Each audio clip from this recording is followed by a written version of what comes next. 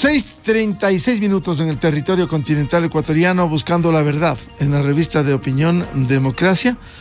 Queremos saludar a nuestros primeros invitados, la doctora Itania Villarreal, exdirectora nacional de Rehabilitación Social, el doctor Daniel Pontón, académico del IAEN, y el general Juan Carlos Barragán, ex jefe policial, exdirector antidrogas de la institución policial. Se ha anunciado y se viene trabajando a propósito de las acciones que se cumplen en los centros carcelarios, partiendo por el necesario control que debiera tener el Estado ecuatoriano, el censo penitenciario y la ayuda internacional, una de ellas de la Unión Europea. Quisiera empezar con la doctora Itania Villarreal. ¿Cómo ve este panorama a partir del censo penitenciario y esta ayuda internacional a través de la Unión Europea que se viene canalizando? Muy buen día, doctora Villarreal. Buenos días, estimado Miguel. Muchísimas gracias por la invitación. Buenos días a los compañeros panelistas. Bueno, esta ayuda internacional viene a ser muy importante, dado la crítica situación carcelaria que aún continúa viviendo el sistema penitenciario del país. Y yo diría también histórica, porque estas ayudas antes nunca se han dado. Pero ahora sería importante que esta ayuda se concentre en apoyo para las y los privados de libertad de doble vulnerabilidad. Cuando digo doble vulnerabilidad, me refiero a las mujeres embarazadas, a las y los privados de libertad con discapacidad y adultos mayores, independientemente de los demás privados de libertad, en planes, programas y proyectos de apoyo sostenibles a corto, mediano y largo plazo, porque caso contrario, estas ayudas no se vendrían a justificar si estos fondos se los desvía para infraestructura, por ejemplo, que eso ya es cuestión del Estado en sí, pero esto sería lo más valioso y rescatable de esta donación. ¿Por qué? Porque esto se tiene que justificar, si bien a usted le dan recursos, pero tiene que justificar con proyectos sustentables, como digo, a corto, mediano y largo plazo. Esto ya les corresponde a las autoridades del SNAI, pues, y ojalá así lo implementen. Ahora, respecto del censo penitenciario, nos va a permitir contar con una base de datos confiables, porque hasta aquí las autoridades lo han dicho de manera empírica. Si bien es cierto, se cuenta con un numérico diario de los privados de libertad. Por ejemplo, la Fiscalía ha dicho que existen 14,000 privados de libertad con prisión preventiva, pero cuando usted va a un censo penitenciario se encuentra con otros hallazgos diferentes, que no toda esta cantidad, esta estadística es tan real. Y también nos va a permitir también contar con esta base de datos, que a la hora de elaborar un proyecto estratégico a corto, mediano y largo plazo para mejorar las condiciones de vida va a ser muy importante, porque ahí va a haber una clasificación por delitos y cuál es el más relevante que prima en los centros de privación de libertad, para que las autoridades pues pongan mayor énfasis en lo que tienen que hacer, dada esta clasificación que se va a realizar. Bienvenido al doctor Daniel Pontón, académico. Doctor Pontón, ¿cómo avanzar en el control de los centros penitenciarios a partir del censo de las cárceles y también esta ayuda internacional que ha sido anunciada de la Unión Europea? Muy buen día. Hola Miguel, igual un saludo a Tania y a nuestro compañero que nos acompaña. Me parece que la estrategia de institucionalización que se está buscando generar alrededor del SNAI, que es el órgano responsable, es una tarea que hay que darle sostenimiento. En esa medida, tanto la generación de información de base, porque obviamente un censo es una información de base, una línea base para tener un diagnóstico inicial para toma de decisiones en política pública. Se esperaría que eso en el tiempo sea contrarrestado con una serie de gestión de la información institucional. Por lo general, los censos se hacen, los censos penitenciarios, que ya en este caso es el segundo que se ha hecho en el país, el primero fue en el año 2008, es siempre un punto de arranque. Lastimosamente, casi 14 años después hemos vuelto a hacer un censo. Quiere decir que en términos de institucionalización hemos avanzado nada, ¿no? Entonces se esperaría que a partir de esto exista la posibilidad de que el SNAI se le dote de instrumentos para la gestión de la información, que es clave en el manejo del control penitenciario. Si se quiere tener una buena gestión de las cárceles en general, se necesita información, y eso es lo que el SNAI en los últimos años no ha tenido, o por lo menos una información de muy mala calidad, muy poco validada y con muy pocos estándares de calidad. Entonces, esperemos que el censo sirva para empujar esto, ¿no? Respecto al tema de la cooperación, es, como decía Tania, es inédito, ¿no? Me parece que es importante que la Unión Europea, a través de este grupo, el Pacto, haya comprometido recursos y asistencia técnica y económica al sistema penitenciario, que por lo general en la historia del país siempre ha sido la última rueda del coche del sistema de seguridad en general. En las cárceles muy poco interés ha generado a la política, salvo ciertos grupos relacionados con derechos humanos, esfuerzos muy particulares.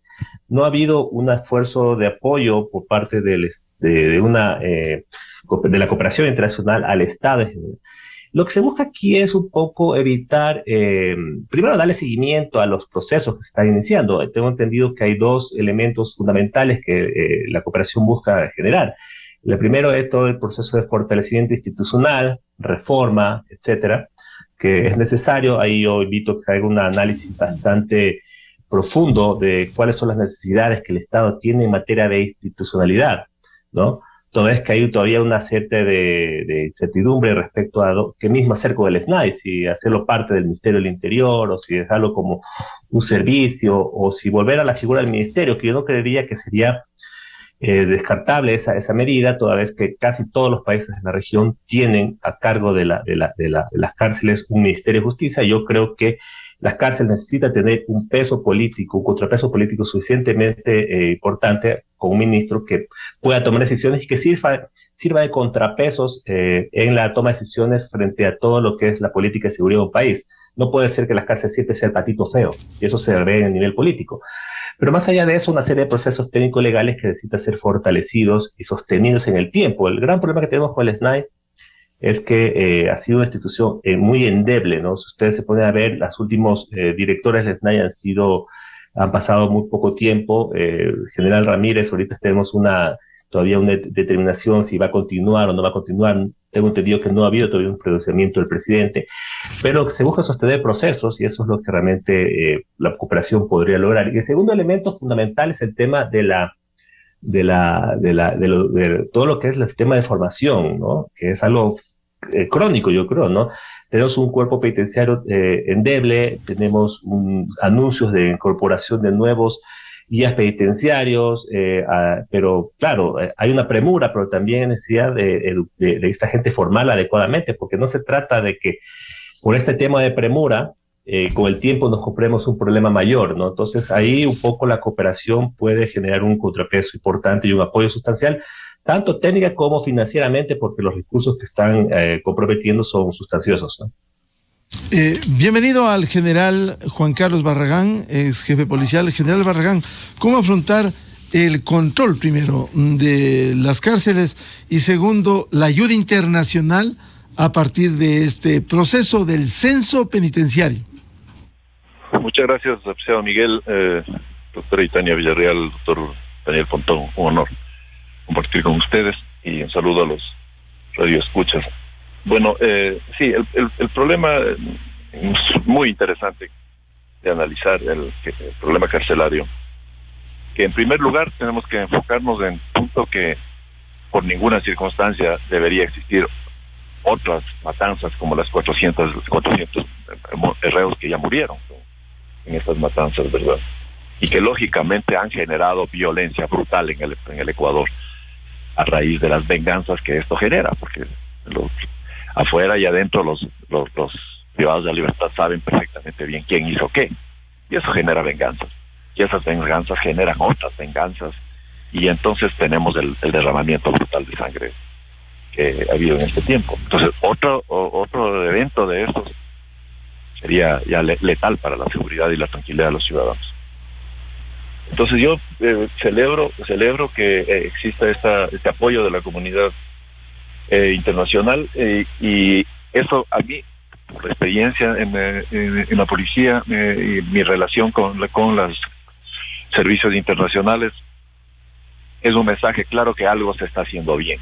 Y en base a eso, yo quiero felicitar la labor del general Ramírez y del ministro del Interior, porque algo se estará haciendo bien para que la comunidad internacional vea que quiera apoyar, ¿no? Y a las demás, digamos, entes que hacen en sí el sistema del SNAI. Y de igual manera el punto del censo penitenciario. El censo significa orden, y es lo que no existe en los centros penitenciarios, ¿no es cierto? No existe orden. Reina el caos, y generar un cambio al reinado por décadas del caos es complicado, porque afecta intereses criminales de dinero, de estas bandas, como se llamen, tigretones, locorreques, cualquier apodo que se pongan. Pero generalmente, claro, esto genera afectación a sus intereses, ¿no? Cuando se habla de orden, ellos viven en el caos del negocio, ¿no? Entonces, es una medida estratégica que yo pienso debió haberse tomado. Como el doctor Pontón con mucha razón dice, ¿dónde está la seriedad del Estado cuando es capaz de hacer un censo cada 14 años del sistema carcelario? Y el Estado es el responsable de lo que pase o no pase por la seguridad de este país. Entonces, yo veo que, bueno, algo se está, tomando un rumbo, ¿no? Pero lamentablemente, mire, el doctor Pontón acaba de decirle, tal vez el general Ramírez va a ser cambiado porque tiene que ascender. Pero ese es el problema. Entonces, el próximo que venga sabe que asciende en 6 meses. ¿Qué va a hacer? Estratégicamente, si sabe que en 6 meses va a ascender y van a poner otro. Ese es el problema que nos aqueja en general, y en las cosas profundas que se tiene que pensar en las reformas profundas y en nuestra misma amada institución de la Policía Nacional. Porque si vivimos de cambio en cambio, entonces el próximo que llega a un cargo sabe que su tiempo será hasta el próximo ascenso del otro grupo, y de ahí me voy a ir. Entonces yo pienso que debería mantenerse, cargarle la responsabilidad al general Ramírez, pero también mantenerle para que tenga el tiempo de llevar adelante por lo menos una estrategia, digamos, a pesar que es en el corto plazo, más sería una táctica. Pero bueno, en definitiva, yo lo que quisiera aportar es que estamos, me parece por lo menos que hay una luz en este oscuro túnel, ¿no? Y esa luz tiene que llevar a fortalecer este punto que ha tocado el doctor Pontón con muchísima razón, ¿no? La información. ¿Qué puede hacer un estamento gubernamental para tomar decisiones acertadas si no tiene una fortalecida y robusta herramienta para la producción de inteligencia? Pero eso cuesta. Que la inteligencia es bonita para decir la palabra, pero tras de eso tiene que haber el signo de los recursos. Si no hay eso, no existen los recursos, es mejor no meterse a hacer, porque será de muy mala calidad y peligrosa para el lado indebido. Entonces, medidas estructurales, ¿no? Son profundas las que se necesita, y también estas medidas, digamos, coyunturales, urgentes, que busquen poner orden. Así que yo veo con satisfacción, con optimismo, no es una cosa que se va a solucionar en un mes, pero veo con optimismo que existe un camino, que existe una luz, que existe, digamos, un plan, y por eso hay el apoyo internacional, porque la comunidad internacional no apoya donde no hay ningún plan. Obviamente no va a poner plata para que se haga al ojo. Entonces, hay un plan de saltar y hay un camino trazado, y pienso que nos toca apoyarnos nosotros, ¿no? Pues buscar la forma de darle ánimo a este mecanismo, a este SNAI, para que siga adelante. Y igual manera veo la posible incorporación de 1.400 guías, bueno, fundamental, es importantísimo. Bueno, pasos seguros, ¿no? Ahora, dentro de eso hay que tener mucho cuidado, y vuelve el problema de la inteligencia. ¿Hasta qué punto a estas bandas criminales están en los centros de privación de libertad les conviene este orden venidero? Entonces, no sea que eso ¿será que no va a generar eso una respuesta para evitar el camino al orden y a la mitigación del caos? Y entonces eso la inteligencia debería contestarnos, ¿no? con certeza. Como quisiera que nos contesten con certezas la inteligencia si estamos o no estamos a las puertas de una nueva, acción de matanzas. Entonces, ¿cómo puede ser que la inteligencia quiera funcionar después de las matanzas? No tiene ningún sentido. La inteligencia no funciona para el pasado, funciona para prevenir algo que vendrá a futuro. Entonces, todas esas preguntas hay que preguntarle a alguien, ¿no es cierto? Alguien tiene que responder, siendo el Estado el único responsable, pero entonces la SNAI o la policía, la Dirección de Inteligencia de la Policía, el CIES, alguien tiene que responderle al presidente y asegurarle, ¿habrá o no habrá? ¿Tenemos o no probabilidad que esos? Si hay estas medidas, también pueden haber contramedidas por el lado que no le conviene. Entonces, todas esas cosas hay que atarlas, medirlas, meditarlas, trabajarlas, pero el corazón, claro, es la información. Como el doctor Pontón con mucho criterio manifiesta en poquitas palabras, pero está diciendo eso, y es el corazón de todo. Pero en definitiva, Miguel, y la comunidad que nos escucha, pues por lo menos yo veo con alegría, con optimismo, que esto a la final está en un camino, digamos, con un plan, ¿no? Yo no conozco cómo está en el plan, no tengo la información, pero yo puedo ver por mi experiencia que hay un plan. Y nadie quiere más matanzas, porque esas matanzas generan violencia brutal en las calles, como es lógico. Entonces no queremos eso, no se puede llegar a más matanzas. Entonces el trabajo es poner orden. El orden, ese es el problema, porque el caos es el que los está destruyendo, ¿no? Y vemos en las ciudades caos por todo lado. Quien quiera pone luces de patrullero, reflectores en las direccionales, pone balizas. El que quiere vende, compra donde quiera. Un caos total en ese aspecto, ¿no? Entonces, caos. Y las autoridades responsables parando para hacer controles. La gente, en definitiva, necesitamos ver las medidas coyunturales pequeñas de la norma chica también, y ajustar fuertemente para que la comunidad comprenda y todo el mundo sepa en qué marco se puede desenvolver, y no cada quien haciendo lo que le da la gana. Porque la norma chica, que no se observa, que no se cumple, que la autoridad no está responsable de hacer cumplir, genera obviamente un caos que hace caldo de cultivo para que las normas grandes también se vayan al tacho de la basura. Y ese es el problema, ha sido el problema de los centros de rehabilitación. Las normas no se cumplen, pequeñas o grandes. Entonces llega un momento que va al caos y ahí se salve quien pueda. Y eso más o menos mi aporte, Miguel. Saludos nuevamente a los compañeros de panel.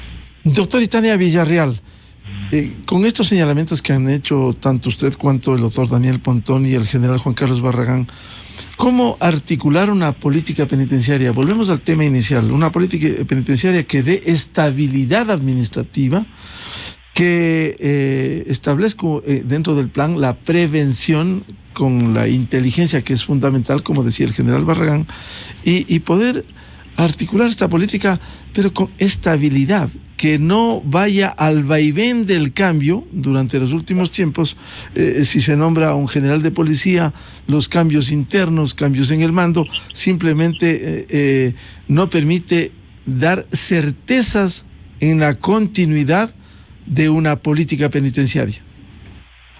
Estimado Miguel, con usted hemos deliberado aquí en ocasiones anteriores, y quien se dirige he manifestado que estos cambios constantes de director general del SNAI lleva a una debilidad institucional de la máxima autoridad de una institución tan compleja como es el SNAI, y con ello también conlleva a la inestabilidad de los directores de los centros de privación de libertad. ¿Por qué? Porque cada autoridad cambia al personal, y en estos 15 meses hemos tenido 5 directores del SNAI con el nombramiento del coronel Cobo, que fue por 2 ocasiones, ¿sí? Pero finalmente suman 5.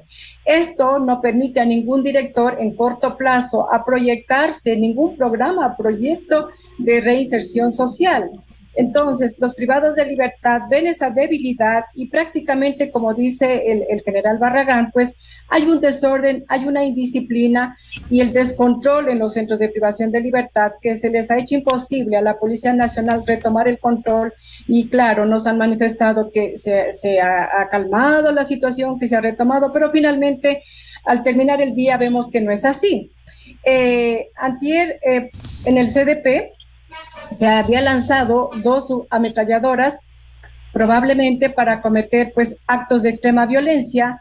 Mire usted, esto significa que inteligencia penitenciaria y contrainteligencia de la Policía Nacional pues no están en comunión de criterios en cuanto al sistema de rehabilitación social, porque si eso existiera, como dice el general, pues no se diera estos actos de indisciplina al interior y el abuso desde el exterior de familiares, conocidos, de organizaciones delictivas, de lanzar estos objetos prohibidos al interior de los centros de privación de libertad. Porque no solamente son las organizaciones delictivas las que se prestan para aquello, también hay ciertos familiares de los privados de libertad que también comulgan con estos actos reñidos con la ley para cometer estos actos. Y lo digo por experiencia propia, porque generalmente cuando hay estos actos se los ha podido detener y poner a órdenes de la autoridad competente. Entonces, esto no nos permite avanzar, como digo, en ningún plan, en ningún proyecto, menos aplicar la política pública que fue entregada hace poco por la ex ministra de Derechos Humanos, que la entregó al Ejecutivo y que se proyectó para el buen vivir de los privados de libertad. Sí, cada 6 meses, cada 8 meses hay un cambio de un director. Yo creo que se debe dar mayor estabilidad para entregar resultados, para que exista una fiscalización como corresponde al funcionario público que está a cargo y poder rendir cuentas, ahora más con el apoyo internacional, ¿verdad? Como dice el general, él prevé que existe un plan. Yo digo que no existe un plan. ¿Por qué? Porque esas constantes de cambios de directores no le permite, podrá trazarlo, pero cumplirlo no. Pero yo pienso que ni siquiera está trazado ese plan de trabajo, porque hay esa incertidumbre de que hoy estoy y mañana me cambian, y como dice el general Barragán, al general Ramírez ya le toca ascender. Se proclamó públicamente que se lo nombraba como director nacional de antinarcóticos, pero sabemos que continúa todavía en funciones en el SNAI. Entonces, si se hace bien lo uno o se hace bien lo otro, pero estar en 2 funciones y en 2 instituciones muy complejas, pues nos lleva a pensar que si la hace bien en un lado, no la va a poder cumplir en el otro lado, ¿verdad? Entonces, eso es lo que la ciudadanía demanda. Primero, la paz interna en los centros de privación de libertad, la seguridad ciudadana, porque también esto genera la desconfianza, y estas masacres nos han llevado a un pánico colectivo, el despertarnos con estas noticias de tantos privados de libertad asesinados y de la manera más cruel. Yo pienso que ya se debe poner un alto a todas estas inconsistencias administrativas, estas falencias administrativas, para que estos proyectos, estas ayudas internacionales, esta política pública, las recomendaciones que ha hecho la Comisión de Seguridad de la Asamblea Nacional, se vayan concretando, la autoridad que esté al frente, al que le corresponda, pues vaya cumpliendo, porque caso contrario queda en letra muerta y no se está logrando absolutamente nada. Y esto ya ha sido tema de debate en múltiples ocasiones y por diferentes medios, y con usted mismo, Miguel, y con el doctor Pontón, que hemos tenido el honor de compartir estas experiencias en cuanto al tema.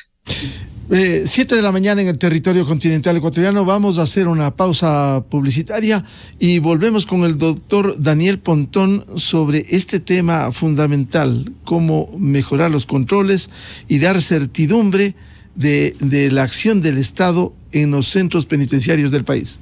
A continuación, XFM se une a una cadena nacional.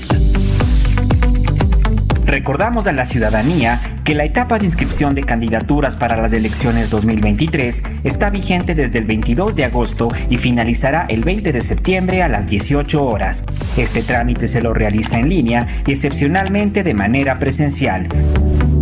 Consejo Nacional Electoral, elecciones seccionales y del CPCCS 2023. La democracia está en ti. Esta fue una cadena nacional.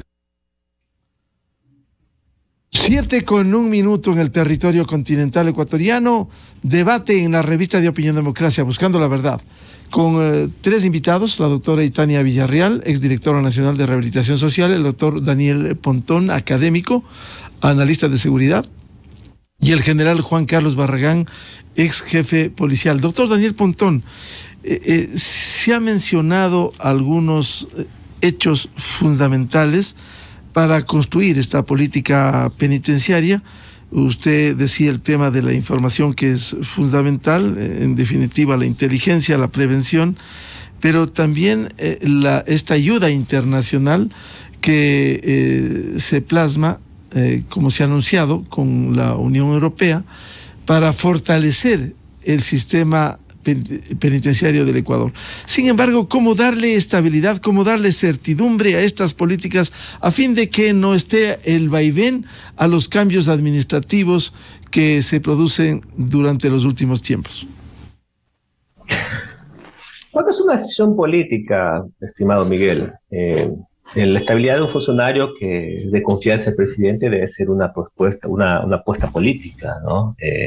Ahí el tema, yo conozco al general Ramírez, conozco su capacidad, pero lastimosamente él es un policía en servicio activo y él tiene sus procedimientos internos de ascensos, y a él he entendido que por estas lógicas le compete ahorita estar en la dirección de narcóticos, y ahí tiene una antinomia respecto a las lógicas internas de la policía frente a las necesidades políticas. Pero en todo caso, la figura de la representación de una institución tan importante como el SNAE, y la estabilización de esa política debe estar anclada en personas idóneas que cumplan en el proceso político que está en marcha, todo lo que es la política que se define con el Ejecutivo. Y ahí yo invito que lo primero que debe pensar el presidente es qué quiere hacer con el sistema penitenciario. Que ese sistema penitenciario tiene algunas lógicas contradictorias, porque no se trata de encarcelar a todo el mundo, ¿no? Todos sabemos que ese es un gran problema que tiene el país, que tenemos esa política de mano dura que busca, meter más cantidad de gente a las cárceles, y eso generó problemas en el sistema penitenciario. Pero el sistema penitenciario no puede ser manejado como ha sido manejado tradicionalmente. La situación de seguridad que tiene el país es una situación muy compleja. Estamos hablando de una criminalidad compleja, muy avesada, que necesita darle un tratamiento distinto. Y ahí se necesita recursos y generar estrategias generales, ¿no? De qué hacer con eso. Por ejemplo, se está hablando de construcción de nuevas cárceles mucho más seguras, con mejores protocolos en el manejo de la infraestructura, la seguridad, etcétera. Es un tema que debe ser pensado, yo creo, de una manera sustancial. No se puede en las cárceles tener mezcla de personas por delitos menores o con menor índice de riesgo de peligrosidad, que gente que realmente da órdenes de las cárceles a matar gente tanto adentro como fuera de las cárceles, ¿no? Eso es un gran problema, y ahí se necesitan medidas, yo diría, extremas. Y yo creo que ahí también la cooperación, no digo en este caso la Unión Europea, porque ellos están para otra cosa. Se ha hablado, por ejemplo, de la cooperación con los israelitas. Deben dar luces sobre ese tema, porque me parece que hay que tomar decisiones en este momento importantes. El sistema penitenciario es una variable fundamental en la política de seguridad, ¿sí? El segundo elemento que me parece que debe primar en el caso del presidente es, es generar protocolos, ¿no? De manejo de la seguridad penitenciaria. Yo creo que si usted hace una evaluación de la gestión de la seguridad penitenciaria, no estoy hablando de rehabilitación social, que es otra cosa, los protocolos que existen a nivel internacional para un manejo adecuado de las cárceles, el Ecuador incumple casi todo, ¿no? Y ahí se necesita un fuerte compromiso de la cooperación o la supervisión externa para que esto se ejecute. Al Estado hay que hacerle cumplir cuáles son sus roles. Si nadie audita esto, yo, por ejemplo, invitaba a que la academia o la sociedad civil se genere un gran observatorio, una gran veeduría de política penitenciaria, porque lastimosamente cuando pasan los eventos que están pasando, como las masacres, todo el mundo se lava las manos, y ese es un gran problema que tenemos, es que quiere que el Estado cumpla estos protocolos de seguridad, que no se cumplen. Por ejemplo, es imposible que sostener que las cárceles ingresen armamento, inclusive de corte militar, ¿no? Nadie dice nada, todo el mundo se lava las manos. Eso realmente es muy complicado sostenerlo, y se necesita una estricta supervisión de la sociedad civil para que eso se esclarezca, ¿sí? El tercer elemento, lo que es la política de personal, ¿no? Cómo se mejora el personal de las cárceles, no solo tanto a nivel de los agentes penitenciarios que están en las cárceles, sino también la plana directiva. Ayer el IAE estamos trabajando con el SNAI en algo, esperemos que tenga frutos, en cómo fortalecer la plana directiva de los agentes, porque son ellos los que realmente van a manejar después todo este cuerpo de guías, y necesitan ellos también tener actualización de conocimientos en general, y obviamente también tener las capacidades administrativas y técnicas para manejar este problema tan complejo y en nuevas circunstancias, ¿no? Tercero es la política de rehabilitación, que ya existe en papel, pero bueno, eso habrá que ver si se cumple, ¿no? Existe una política, bueno, es la primera vez que hay una política de rehabilitación social, pero que realmente habrá que ver si esto se cumple, hay que establecer plazos, hay que darle seguimiento a esa política, en fin. La tercera es la información, la cuarta es la información. O sea, hemos hablado aquí lo importante de tener sistema de información idóneos y confiables. Hay que generar, ahí también se necesita cooperación. No sé si la Unión Europea esté focalizado o tenga un programa orientado a eso, pero hay que buscar mecanismos de apoyo para que esto se pueda lograr de una manera mucho más expedita y mucho más rápida, ¿no? Y en fin, hay muchas cosas que hacer, ¿no? Me parece que también resolver algunos dilemas que el sistema penitenciario tiene respecto a su manejo. Por ejemplo, esta lógica de las visitas de los familiares, que suena humano, ¿sí? Todos conocemos ahí, pero hay unos problemas sociales muy grandes que se generan alrededor del problema penitenciario, ¿no? Todo el tema de la política, de las extorsiones, todo el tema de cómo se incrementa la vulnerabilidad de la gente, porque esta gente lastimosamente financia al interno, a las personas que están privadas de libertad con recursos. Eso es un drama familiar. Es decir, el Estado tiene que hacerse cargo de lo que tiene que hacerse cargo, y evitar que ciertas lógicas corruptas y malavidas en el sistema penitenciario se repitan y se reproduzcan, y que lastimosamente están permanentes en el tiempo, ¿no? Ahí también hay unos problemas de corte de resistencias internas de ciertos grupos que se resisten a esos cambios, pero que necesariamente el sistema penitenciario en el cual tiene que cambiarse de una manera integral, ¿no? No se puede mantener como se lo siguió manteniendo hasta ahorita. Doctor Pontón, en ese sentido, de esos puntos que usted ha señalado, ¿cuánto cree que se ha avanzado en el actual sistema que permita dar herramientas para el control penitenciario?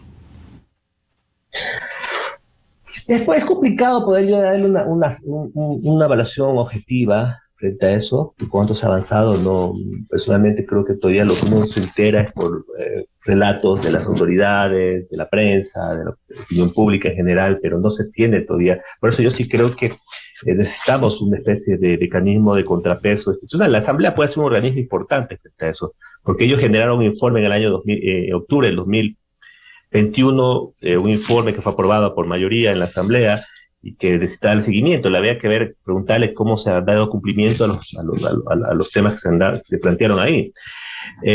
Sin embargo, un poco intuitivamente, yo creo que el hecho de que haya habido desde ahí tantas remociones, por lo menos en las cabezas del SNAI, no es una buena seña, ¿no? El hecho de que haya habido matanzas luego de esos informes todavía no es una buena seña. En los próximos días está visitando el país, no sé si esta semana, la próxima o este mes, el Subcomité para la Prevención de la Tortura de las Naciones Unidas. Me parece que es un tema interesante y habrá que ponerle mucho énfasis a ese tipo de visita, porque se va a hacer una supervisión respecto al cumplimiento que el Estado tiene respecto de las garantías de derechos humanos para prevenir que estas matanzas o masacres se sigan dando, ¿no? Yo personalmente creo que el Ecuador debe avanzar en generar un protocolo muy bien estricto y muy a la ecuatoriana, pero en este caso nosotros podemos vender esta experiencia del mundo, porque yo creo que el Ecuador ha tenido la peor crisis penitenciaria del mundo, no solamente de la región. Un protocolo que nos permita prevenir crisis, resolver crisis, gestión de crisis que se llama, ¿no? Y prevención de conflictos, para evitar que estas masacres se sigan dando. Pero ahí tengo entendido que la policía ha activado protocolos. En la última carabuza que hubo en la petición electoral se activó un protocolo, pero no sé si el protocolo cumpla con los estándares que necesitan ser establecidos para que esto se repita y se aplique sistemáticamente en otro tipo de eventos donde la situación puede ser mucho más vulnerable. No nos olvidemos que las matanzas, las masacres en estos años han sido en ciudades que anteriormente estaban por fuera del radar, por ejemplo Santo Domingo, Machala, etcétera. y que un poco lo que nos dice es que el problema del conflicto carcelario se empieza a extender al grueso de todas las cárceles del país. Dios quiere que mañana tengamos una masacre de Sucumbíos, de Esmeraldas, etcétera, y el Estado no tenga ni una capacidad de respuesta. Por lo tanto, ahí necesitamos generar mecanismos muy bien establecidos y muy bien aprendidos para evitar que esto se siga dando. Personalmente creo que se ha avanzado en ese caso, en ese campo muy a medias, ¿no? Y nadie puede garantizar en este país que una nueva masacre se vuelva a realizar, ¿no? General Juan Carlos Barragán, se ha hablado de estos temas tan importantes en materia de seguridad, como es el control penitenciario, pero dentro de una política general de seguridad, como esta mañana anunciara el secretario de Seguridad, el doctor Diego Ordóñez, por favor, para procesar este testimonio. En cárceles. Este año tenemos 1/3 de muertes violentas dentro de las cárceles, en comparación con el año 2021, en lo que va del año hasta el día de hoy. ¿Por qué? Porque se ha hecho lo que tenía que hacerse. Hay mucho que hacer, sin duda, pero ya tenemos un resultado. Segundo, si usted hace una proyección de cómo venía incrementándose el número de muertes violentas, las intervenciones combinadas en fuerzas de tarea de Fuerzas Armadas y la policía han impedido que ese volumen crezca. Hemos frenado. No se ha reducido. Sería una ingenuidad pensar y una irresponsabilidad proponer que se van a reducir las muertes violentas. De la noche a la mañana. De la noche a la mañana. Se han detenido, sin embargo, se han detenido. Y es importante entender el fenómeno, es muy importante, y sobre todo aquellos que hacen opinión deben recoger las experiencias de, por ejemplo, lo que sucede en Colombia. El Ecuador en este momento está en una campaña contra el narcotráfico. Eso ha significado un incremento de las incautaciones. Pero más importante que eso, la desarticulación de las economías criminales, de las redes de financiamiento. ¿Qué significa eso? Que se detiene el tráfico, que se detiene el proceso, pero aumenta la violencia. El testimonio en Ecuavisa esta mañana del secretario de Seguridad, General Barragán, este control que permite al menos reducir, como señalaba, no hay garantía que suceda el día de mañana ni el día de hoy, pero reducir, controlar al menos estos hechos violentos en los centros carcelarios. Sí, Miguel, yo respeto el criterio del director de seguridad, pero no sé, decirlo me parece un tiro al aire en mi concepto, porque como yo lo veo ahorita, porque no tenemos la información. A lo mejor, claro, el director de seguridad tiene la información y sabe que no hay el riesgo, o sea, que está controlado, pero no se sabe en realidad qué puede pasar. Y generar, digamos, es fácil medir. ¿Cuántos homicidios había antes de las masacres carcelarias? ¿Cuál era la tasa de homicidios por cada 100,000 habitantes? Entonces nos da una cifra dura, clarita. ¿Cuántos homicidios tenemos hoy después de 400 muertos en las cárceles? Y veremos que se triplicó. Entonces, si vamos a la estadística, que es lo que presenta lo que habla, a lo que se refiere el director de seguridad, claro, está diciendo en base a los números en este corto tiempo, que es una muestra muy pequeña para hacer un análisis inferencial, más nos estamos haciendo un análisis netamente estadístico, pero ¿cuántas muertes se generaron de este incremento de la tasa de homicidios de 5.6 a 15?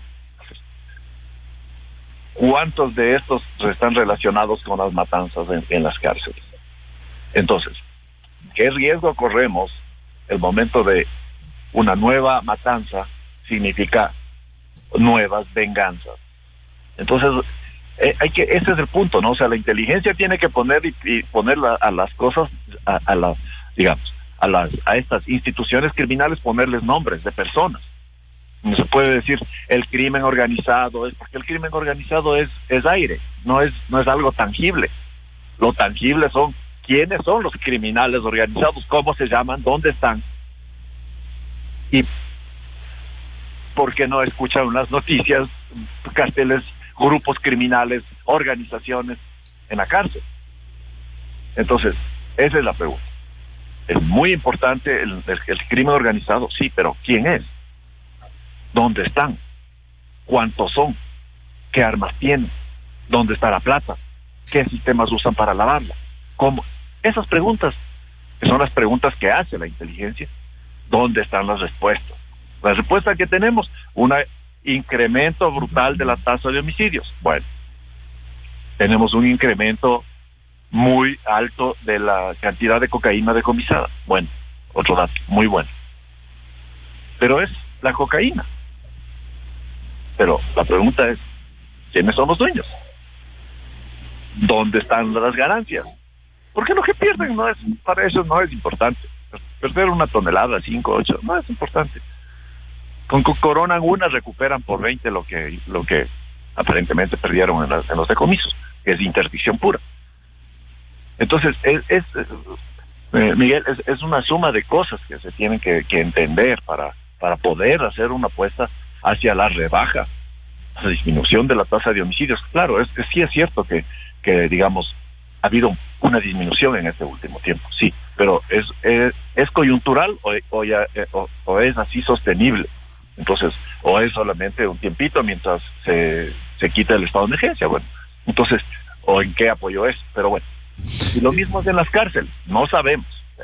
Por eso digo yo, la inteligencia, ahora sí es la inteligencia del SNAI, o la inteligencia nacional que le da al director de seguridad la certeza para decir que no habrán masacres, que se han disminuido y que eso es maravilloso, no, porque se está hablando con certeza. Pero opinar nomás es lo que me preocupa, ¿no?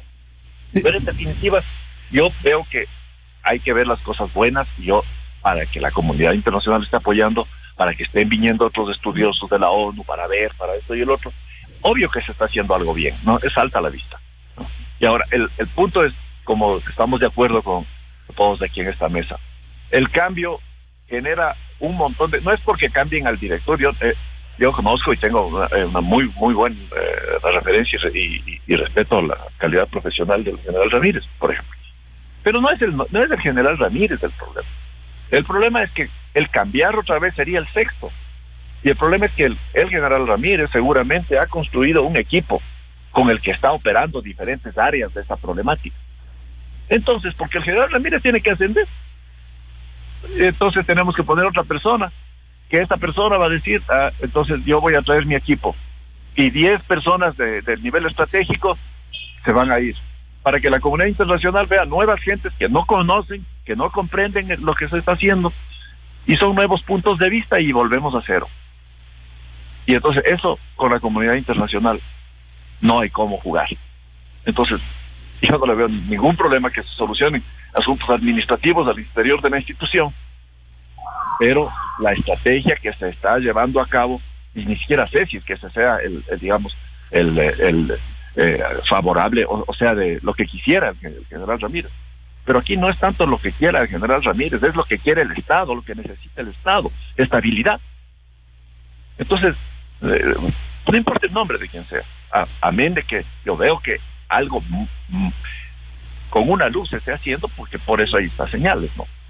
Pero no más cambio por ahora hasta estabilizar esta cosa, porque si no, va a ser otra vez nuevamente todo cambiado y un desorden, y cuando pase una masacre, ahí recién otra vez volveremos a la crítica de que es que ¿por qué cambiaron? Entonces hay que organizar administrativamente cosas de adentro, y lo que se está haciendo bien, impulsar, seguir, y aunque tenga que tomar otros cargos o algo, por ahora tiene una tarea muy bien comenzada, y yo creo que general Ramírez, con su gran profesionalismo, estará dispuesto a sacar adelante este nuevo giro de este emprendimiento en el tema carcelario. Volvemos al tema inicial que habíamos planteado en este debate, doctora Itania Villarreal: cómo articular y dar estabilidad a estas políticas que permitan apuntalar el caso de la ayuda internacional como de la Unión Europea, pero dar estabilidad a las políticas, certezas, herramientas materiales, insumos que permitan absolutamente controlar los centros carcelarios. Bueno, primero debería empezarse por dirimir la estabilidad del director general del SNAI, el nombramiento del director general del SNAI, porque como anuncié, está en dos instituciones al mando de esa tan compleja situación que es la Dirección Nacional de Antinarcóticos como el SNAI, ¿verdad? Luego de esto, aplicar la política pública que permite el direccionamiento no solamente para los beneficios de los privados de libertad, sino también para la estabilidad y la tranquilidad interna administrativa de los funcionarios, porque no solamente se está cambiando funcionarios y directores, sino también el personal administrativo que no ayuda también a llevar a cabo los procesos entregados a cada departamento de los funcionarios. Yo me encuentro cada vez en cuando con los funcionarios y resulta que están cambiados, que se han cambiado porque han traído a su propio personal, como dice el general Barragán. Si bien es cierto, es respetuoso ese criterio, pero yo no comparto de que se esté cambiando tanto el director general, directores de centros y personal administrativo, porque esto no ayuda, porque cada quien lleva procesos en los centros de privación de libertad y es responsable de ese proceso. Entonces yo pienso que ya es hora de finiquitar esta inestabilidad y claro, probablemente el Ejecutivo lo ve desde afuera, pero quienes trabajan casa adentro realmente se ven en aprietos porque no pueden responder con esta política pública, no dan resultados en cuanto a la seguridad interna. ¿Por qué? Porque no solamente son los problemas estructurales de hacinamiento, no solamente y ahora ya es la violencia extrema, sino también esa inestabilidad de nombramiento de autoridades. Yo pienso que ya es hora, se ha venido todo este lapso analizando el diagnóstico, sabemos la enfermedad, pero no queremos curarnos en sano, como si no queremos. Eso no quiere el Estado, porque vemos esa inestabilidad constante y ya no es permisible que eso se esté dando. Ahora, el general Barragán dice que probablemente el general Ramírez lo esté haciendo bien. Sí, no estamos discutiendo aquello, pero si estuviera haciéndose bien, entonces, ¿por qué el presidente se atreve a cambiar en un proceso de estabilidad, en un proceso que es tan delicado y sensible para la seguridad y no solamente interna, sino también ciudadana al director? O entonces decídase, o cumple la función policial o cumple las funciones administrativas, porque las dos son complejas y las dos son delicadas, claro, y en las dos tiene que responder. Claro, usted ha tocado un tema importante que es la estabilidad y quiero preguntarle a Daniel Pontón y comparar, aunque este no es materia del debate de hoy, esa falta de una política firme del Ejecutivo. Voy a citar el caso del Seguro Social ecuatoriano. Han pasado 3 presidentes del Consejo Directivo. El primer delegado, el presidente Lasso, dijo: voy a limpiar de las mafias. Hemos identificado mafias. Más rápido se fue el delegado del presidente Lasso, sin respaldo político, y volvió a cero. Y en esa situación sigue el Seguro Social. En el caso del sistema penitenciario, ¿cómo darle estabilidad a las políticas en este sentido, doctor Pontón? A ver, el tema de la estabilidad me parece que es una decisión del presidente. A ver, el problema que tenemos, aquí está el general Barragán, quien lo conozco, fue un excelente director antinarcóticos, y él sabe perfectamente lo que estoy hablando. El problema del general Ramírez es que es un general de servicio activo, que se debe a las políticas institucionales de ascensos, y eso por lógica le correspondería ascender a la dirección antinarcóticos, que es lo que ha pasado. Pero aquí hay un interés político de mantenerlo, porque todo entendido que tiene la confianza del presidente, por eso no hay una decisión, pero por otra están las lógicas institucionales. Del punto, ese fue el costo de haber puesto a un oficial de servicio activo al mando de una institución como el SNAI, que es un puesto de corte ministerial, o sea, un ministerio que tiene confianza del presidente. Entonces, o se lo ratifica el general Ramírez ahí, por una orden del presidente, rompiendo un poco la lógica institucional, pero se lo puede hacer, o se busca un reemplazo idóneo. Pero aquí el problema está básicamente en cómo sostener a una persona de confianza del presidente idónea y generar un proceso de profesionalización de la gestión del sistema penitenciario en general. Lastimosamente en este país no tenemos una carrera penitenciaria establecida. Tal vez desde el ámbito del pregrado, el posgrado, no existe ese tipo de instrumento. Por lo general se improvisa muchísimo. Y es por eso que cada vez que hay un cambio, se cambia de gente, también prima mucho la improvisación, el desconocimiento y también corrupción, hay que decirlo así, ¿verdad? Es un tema también importante. Entonces, hay que empezar justamente por ese tema, hay que profesionalizar la gestión del sistema penitenciario que por sí mismo tiene una lógica aparte. No podemos decir que la policía cumpla este rol, que lo ha hecho de una manera responsable, pero no es su rol, digamos, no es su rol.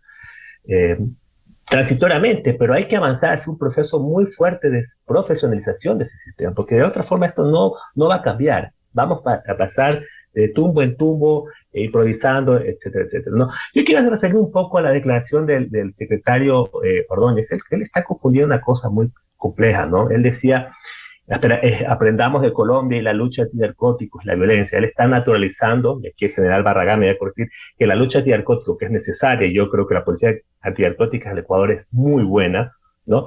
Con que la violencia se haya incrementado. A lo que va el año ya llevamos prácticamente 3.000 muertos por homicidios y asesinatos, lo cual es escandaloso, ¿no? Diciendo que estamos librando una buena lucha antinarcóticos y por eso son los muertos. Yo creo que hay unos errores conceptuales que a mí realmente me preocupan muchísimo, porque no necesariamente una buena política de lucha contra el narcotráfico tiene que derivar en tanta muerte, porque eso da pauta para que todas estas visiones extremistas de legalización de las drogas, el antiimperialismo, le digan, hey, ojo, usted lo que está haciendo es una política totalmente asimétrica, no hay costo-beneficio, usted está perdiendo el rumbo a la seguridad, que es precautelar la integridad física y de las personas y la ciudadanía, ¿no? Entonces, lastimosamente, yo creo que ahí está tocado los papeles y los roles que me preocupa mucho que un secretario de Estado lo diga, ¿no? General Juan Carlos Barragán, hablamos de la estabilidad. Sabemos el vaivén en una carrera policial, en una carrera institucional, más allá de los méritos o deméritos que pudiera tener el general Ramírez. ¿Cómo darle, insisto, en la estabilidad institucional que permita dar certezas al mediano y largo plazo en una política penitenciaria? Claro, Miguel, en general en toda política, ¿no? Si hablamos de estrategia, pues, un mínimo de hablar de estrategia desde un mínimo de 5 años adelante, ¿no? Entonces, como vuelvo y repito, no es la persona del general Ramírez, a quien estimo, considero y desde luego un extraordinario profesional, pero vea, ¿cómo un capitán puede conducir, navegar 2 barcos en el mar a la vez? Ya genera una sensación de como digamos, de inestabilidad. Entonces, ahora el problema fundamental, este momento se llama el problema penitenciario, solucionar esta crisis.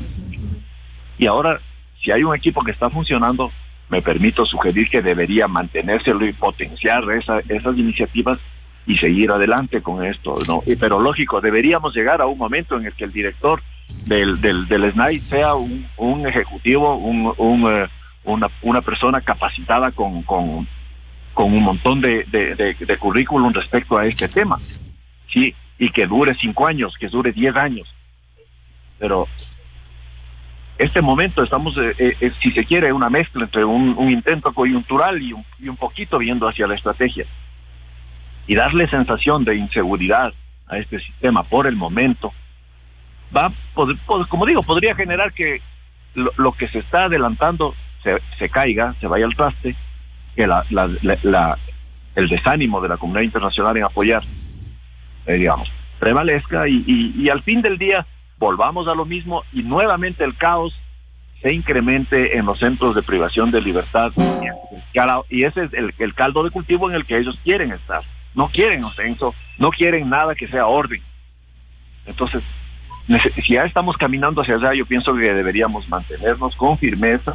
Las cosas administrativas de la policía se pueden solucionar y encargar este reto histórico, nacional, estratégico a este equipo que, como vuelvo y repito, y felicito, algo estarán haciendo bien para que veamos estas luces.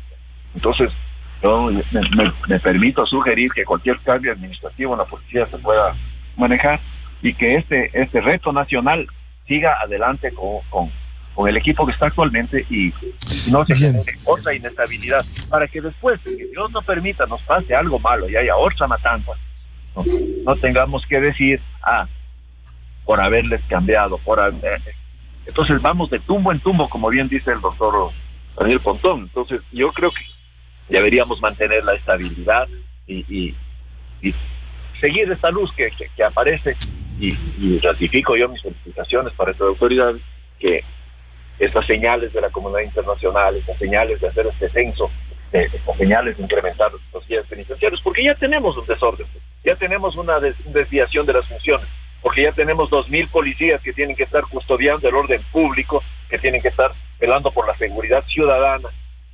2.000 de ellos ya están, digamos, ofrendando el tiempo de la seguridad ciudadana, ofrendando ese tiempo y ese esfuerzo en cuidar las prisiones, que no es su competencia, no es la competencia de la Policía Nacional. Sin embargo, se han solucionado cosas administrativamente y ahí está la policía. Bien, muchas gracias por el aporte a este debate. Seguiremos hablando de la necesidad de mejorar una política penitenciaria en el Ecuador, y en buena hora con la llegada de ayuda internacional. A la doctora Itania Villarreal, al doctor Daniel Pontón y al general Juan Carlos Barragán, muchas gracias por el aporte a este debate sobre el tema carcelario. Gracias, muy amables. Muy buen día. Buscando la verdad en la revista de Opinión Democracia, 7:32 en el territorio continental ecuatoriano. Pausa publicitaria y ya volvemos aquí en estudios con el señor canciller de la República, Juan Carlos Holguín. Temas de interés: el Ecuador y el fortalecimiento de la cooperación internacional. Una de ellas con el principal socio, como lo es Estados Unidos de América. Miguel Rivadeneira en la revista de Opinión Democracia. Amor, pásame el coso ese. ¿Qué coso, mamá? ¡Ash! El coso ese, amor. Mira ese. ¿Qué coso, mamá? No sé de qué me hablas. Juan Sebastián, nunca sabes de lo que te hablo. El coso ese que está frente a ti. ¿Pero cuál es el coso? El coso debe tener nombre. ¿El coso? No se anunció en radio. Si quieres que recuerden el nombre de tu producto, haz buena publicidad. Haz publicidad en radio. En esta radio. Exa